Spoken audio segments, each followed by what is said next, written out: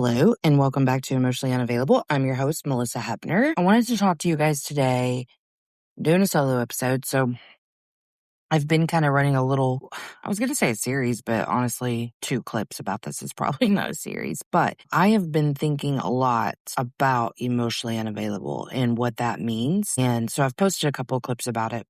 I feel like people are getting a couple of things wrong about what it means. For one, I think that people think emotionally available means just being vulnerable. And sure, being vulnerable is a part of being emotionally available. I guess that's when I say getting it wrong, I'm thinking like parts of being emotionally unavailable that we may be missing. You can be a fairly vulnerable person and still do things that are emotionally unavailable. I struggle with this all the time.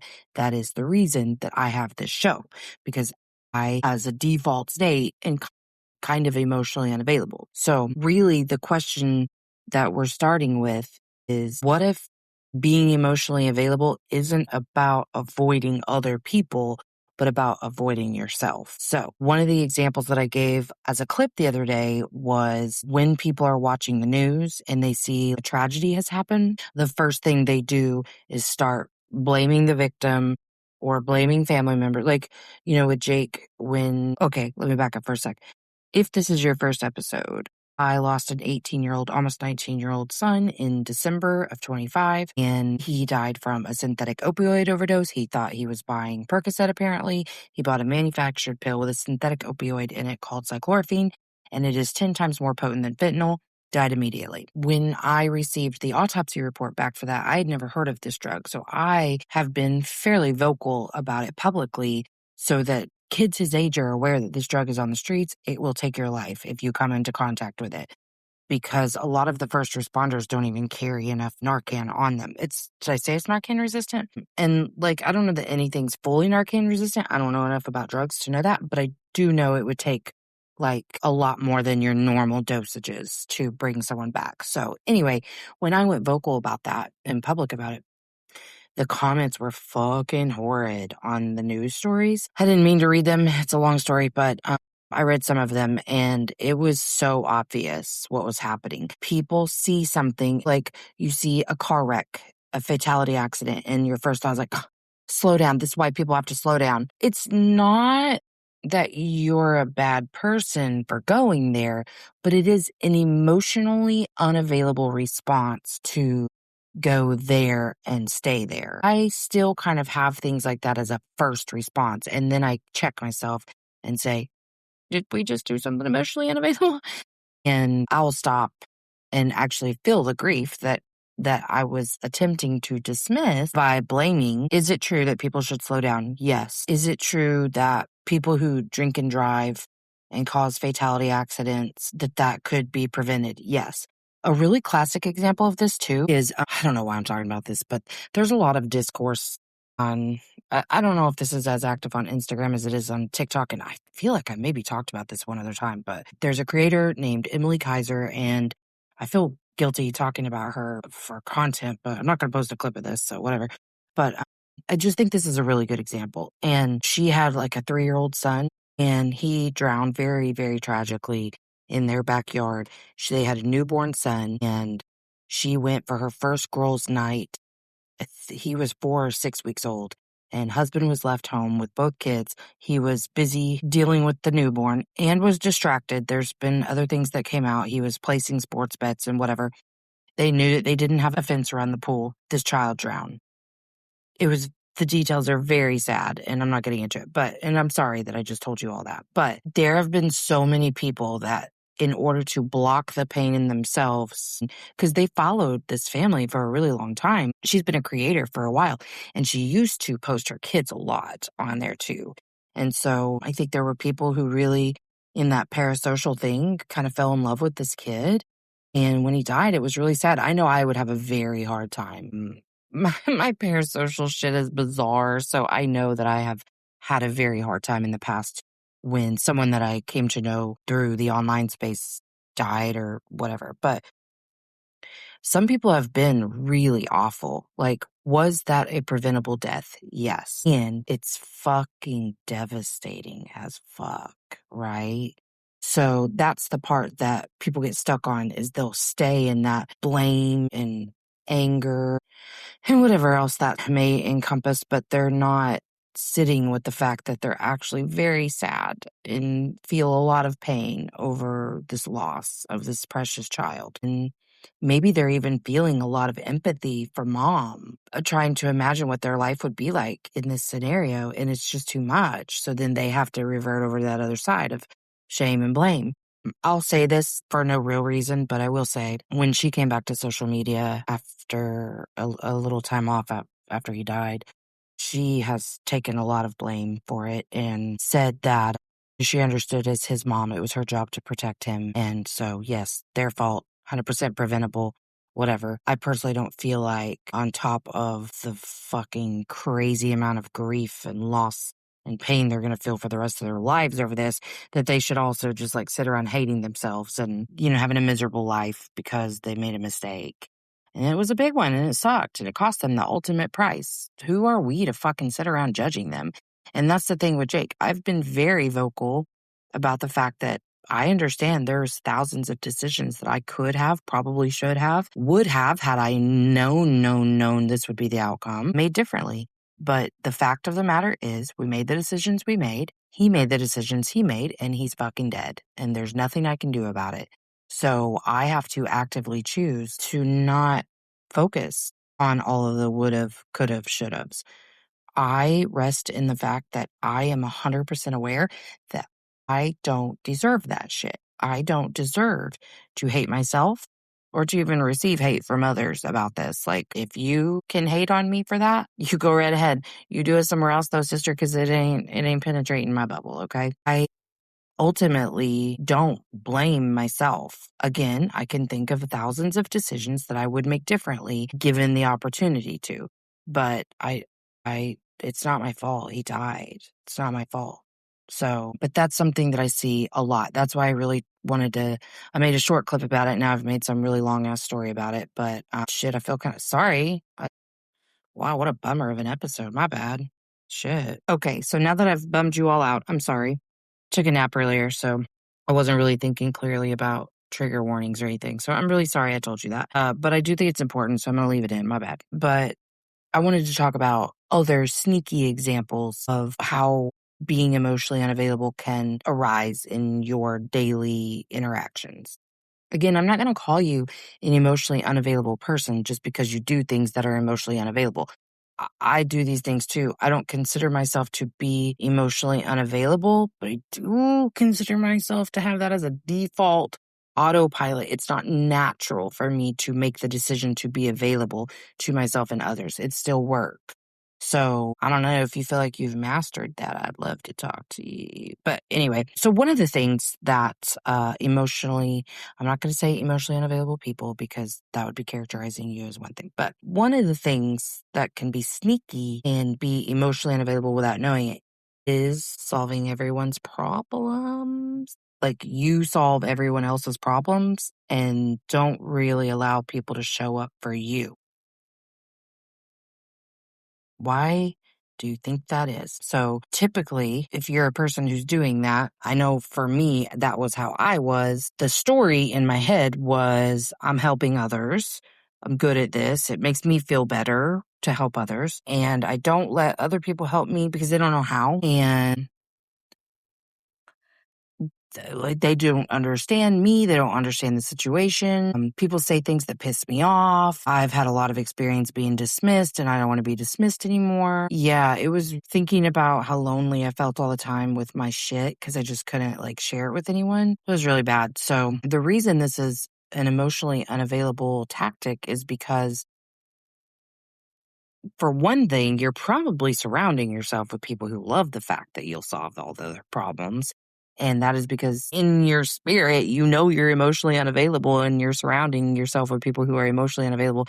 Let me not project. That was my experience. I know that I surrounded myself with emotionally unavailable people because they weren't going to dig too deep about how I was really doing. They took my little one woman comedy act of trauma tales and laugh their asses off, and they never had to ask, hey guys, it's me. Emotionally Unavailable is produced 100% in-house by me with no team. So if this show has ever helped you and you want to give back, subscribe to the Patreon. There's several different levels with different benefits in each. Check the show notes and you can see what each tier subscription will get you. There's also lots of fun things coming down the pipeline for the Patreon subscribers, so get in early. You can get a workbook, you can buy merch, you can do any of the things, and all of that supports the show to help it keep going. Really appreciate every single one of you. I love you so much, and I can't wait to see what we continue to do together. The deeper questions, they just took everything I said at face value. They loved that I would show up for them anytime they needed, and just assumed I was fine because I didn't say otherwise ever. And so if you're doing that,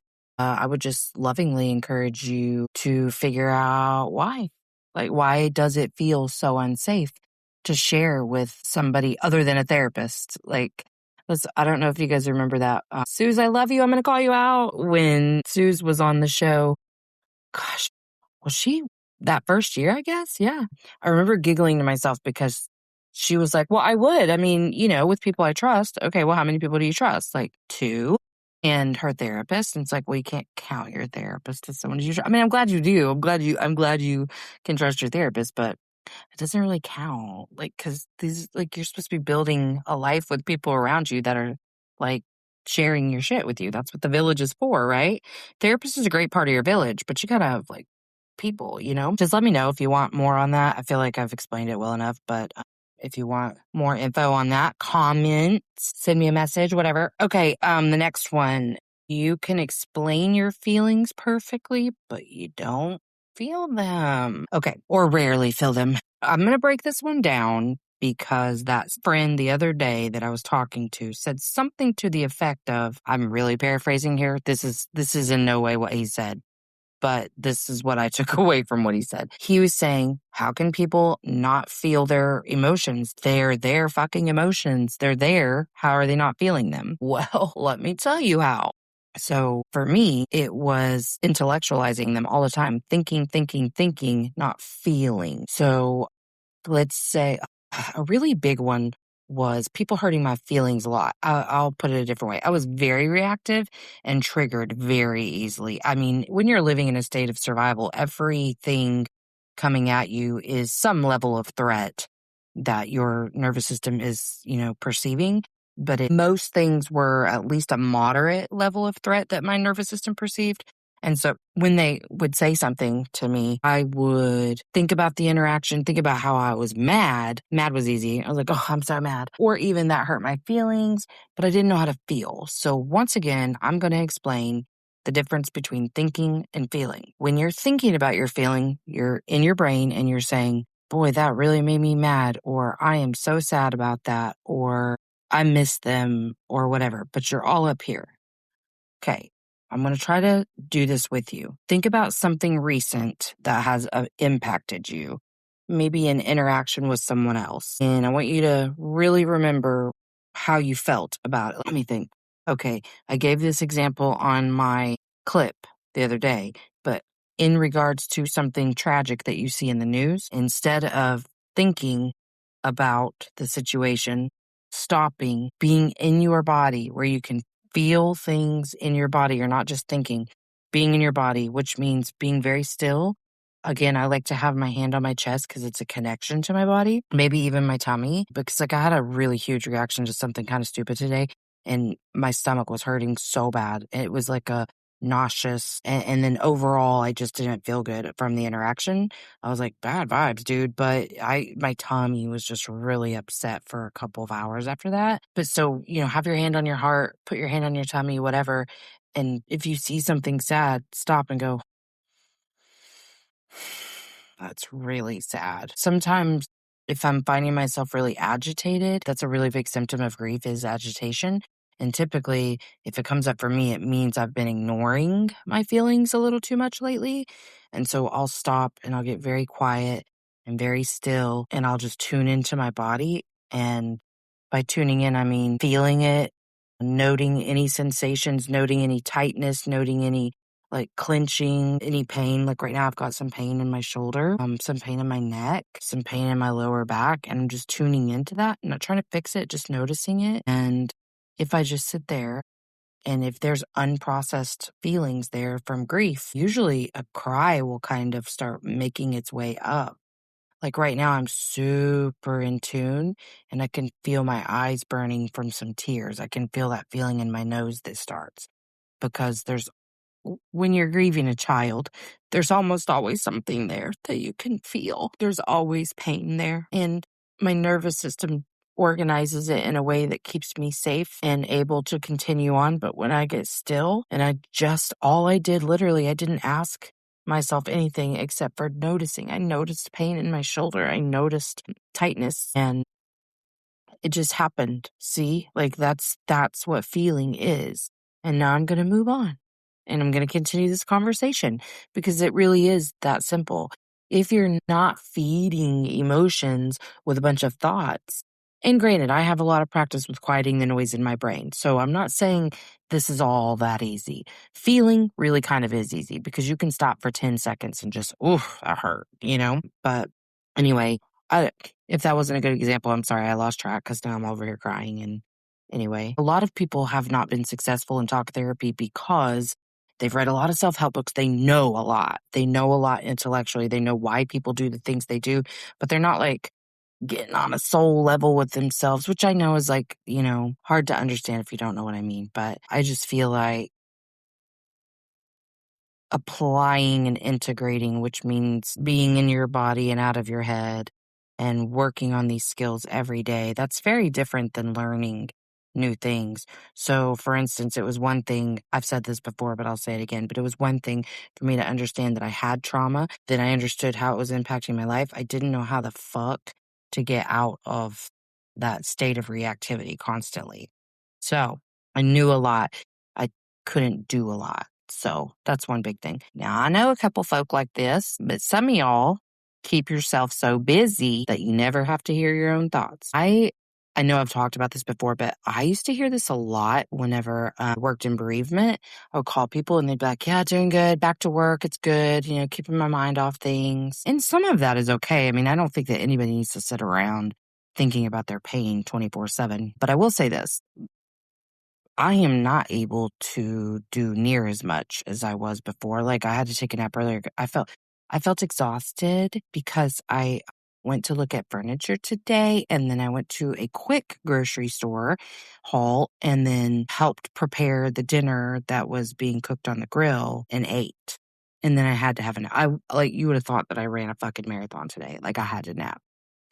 Capacities changed. What I can handle emotionally, physically, mentally, all different. And so I know that I cannot sit around actively processing my grief all day, every day. That being said, I also have to allow time for it. If you're staying too busy, when the feelings come up, you're going to push them away because you're too busy and you're like, oh, well, I got to keep going. I got to keep going. So for me in grief, it's been really important to not overschedule because I never kind of know what each day is going to look like. So if you're a person who's just over functioning, specifically for the people in your life, I don't give a shit if it's your kids or not. If you're over functioning and you're overdoing, it is so that you can avoid yourself. Period. Period, period, period. But that won't be the story that you are telling yourself. That's not what you think. So, no hate if that's you. I'm just calling you out a little bit. This one kind of goes with the first one, but if you identify as an independent person, you're probably emotionally unavailable because people who don't ask for help because they don't feel safe to ask for help, period. So I have lots of friends that are over functioning for the people in their lives. And I think so much of that is related to our shame. I mean, especially as parents, we can feel so much shame about not being perfect, especially, if you had a shit childhood like I had and you have these very staunch promises that you made to yourself in your younger years about the type of parent you're going to be far before you ever encountered any of the challenges that parenting brings on a fucking daily, sometimes hourly basis. So, yeah, I think just, kind of question that story that's going on in your head and um, try to figure out when asking for help became unsafe. I think for me, help was always attached to some sort of condition. Also, there are people, and if you're one of these people, but this is really common with the boomers, I'll say, but like there are people who believe that if you ask me for help, I now have the right to talk shit to you about your life choices. If I choose to help you, actually, I don't even have to choose to say yes, but especially if I say yes to helping you, now I get to comment on your choices and tell you how disapproving I've actually been all of this time. But I couldn't say anything because it was none of my business until you came to me to ask for help. That's fucked up, actually. So listen, no hate. Like that's something we learn from other people. So I get it. And oftentimes people are saying yes to things that they don't want to say yes to. And so all of those natural thoughts and feelings, I mean, we have commentary about other people's lives happening in our head all the time. I'm not saying that's wrong, but it is not right to offer the commentary just because they had the nerve to ask you for help. So that used to happen to me a lot. In childhood and then a lot in adulthood too. Like if I asked my friends, then there was a couple that, then felt the need to criticize me. I am very sensitive to criticism, very still. It's not something I take well at all. So anyway, that's a thing. So when did it become unsafe for you to ask for help? Why is it so important that you don't rely on other people? That's a real avoidant thing too. Can be cultural too. Like if you were raised by a single, or actually, this is what I see a lot is like women who were raised by mothers who prioritize the needs of some random ass man over them. I will never fucking need a man like that. Never. And then what? They become hyper independent. We need people. We need a village. This one, I was really bad about. You joke when things become a little too serious because it's serious is uncomfortable. Like being vulnerable or even somebody else being vulnerable with you. That was a big one for me. That it was really uncomfortable. I'm trying to think of an example. I mean, for sure, when I retold my trauma, I always told it in a joking manner or some just like quick-witted way of saying it or just dropping it in someone's lap with no warning. I think for me now, being emotionally available in this area, when I'm sharing my stuff, I am cognizant of the fact that they will be triggered oftentimes by what I'm saying about my own life because I am now surrounded by emotionally available people. Not all of them, but like I do have those conversations a lot. And, I take note of how people will feel when I'm telling them about Jake. Is that going to stop me? No, but it will impact them if they allow it to. So I try to be gentle with some of those conversations. And let me be clear, I don't think that we have to censor ourselves. I think that's another lie that we can tell ourselves that we need to censor ourselves based off how other people will feel in response to what we say. And if it's a legitimate feeling of yours, you have to get it out. You have to say it. Emotion is energy in motion. It is not moving through you and out of you if you aren't talking about it with somebody. It doesn't always have to be with the person that triggered the event, but you do have to talk about it. That's my number one takeaway from grief is you got to get it out. You got to talk about things. When somebody else gets vulnerable with you, how many times have you been like, awkward, because you don't know what to do with it, right?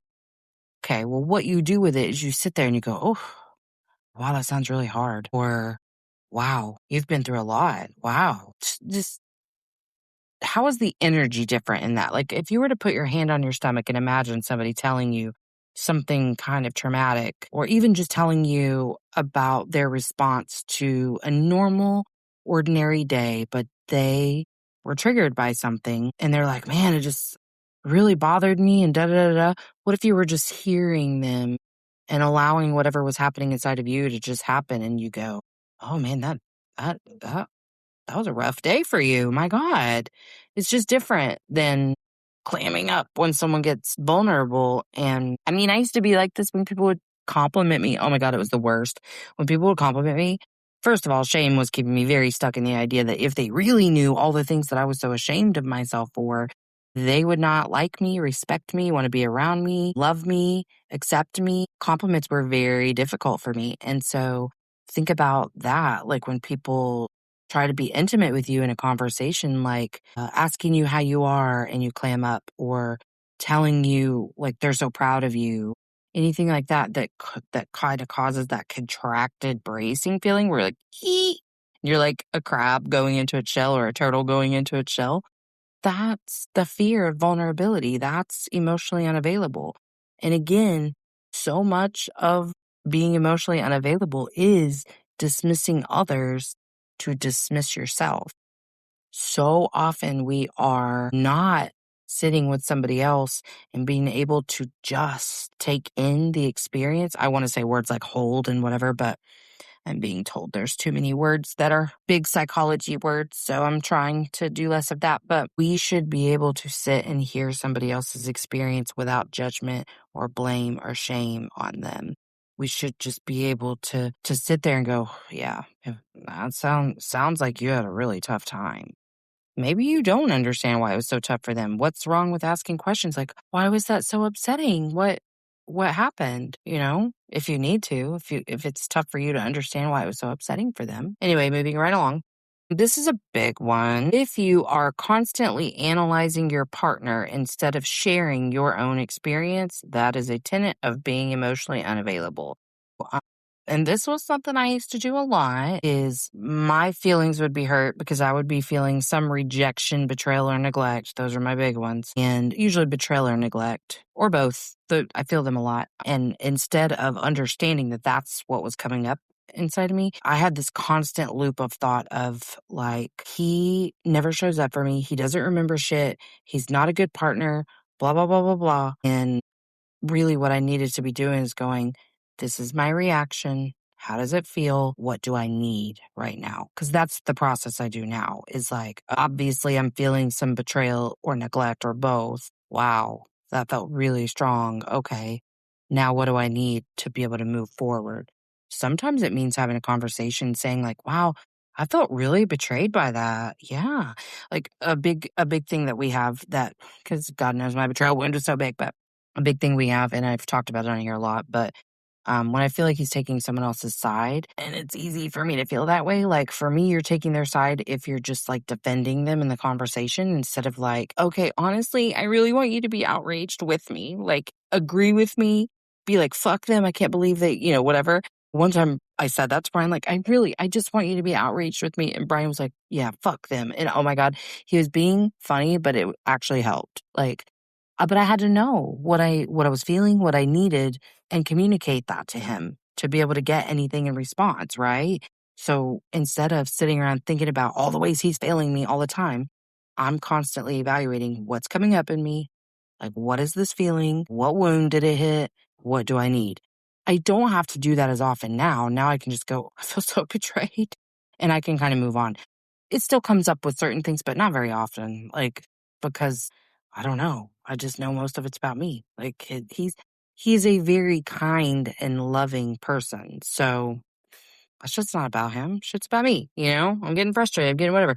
Normal everyday interactions. And I'm not saying he's perfect, and neither am I, but I am saying like it really doesn't matter what his intent was. What matters is how I felt in response to his actions. And now it's my responsibility to hold whatever's coming up in me and then respond to myself. And some of that does require telling him, and some of it doesn't. But in either case, it cannot just be about thinking about them as a person. I see this a lot where people have a disagreement with their spouse and then they just think about their spouse and all the ways in which they're failing them and whatever. And they're not thinking about their own wounding and how that is the glasses that they wear, the filter that they use to see all of these experiences. I feel like I'm off on a tangent. Sorry. This was a big one for me. You only allow yourself emotions when you're alone. This was some of y'all, and used to be me. We just got in our cars and listened to sad music and cried. If you can only access that level of emotion when listening to music, you might be emotionally unavailable. Just saying. So that's a big one. You should be able to share emotions with somebody. Even if you are the person who only has one or two people that you trust enough, you got to go to those one or two people. Yeah. Here's a really big one. You leave relationships emotionally before they're over. So I kind of used to do this. I mean, shit, I left my marriage emotionally years ago for a long time. I feel like I've only returned to it. I dipped my toes back into the marriage a couple of years ago, but have been slowly kind of reintegrating all of me. And actually, I don't know, shit, I would say I was never fully in because I was constantly placing barriers between me and him so that because I mean, ultimately, my fear is that he will die. And that's the way that I got fucked up by my dad dying suddenly when I was 15.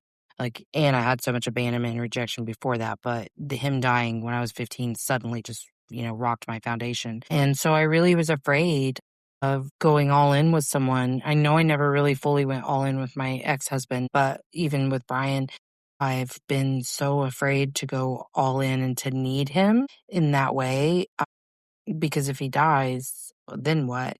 And I recognized that I had to learn how to trust myself and understand that even if that did happen, I could get through it. Would it suck? Yes, but I could get through it.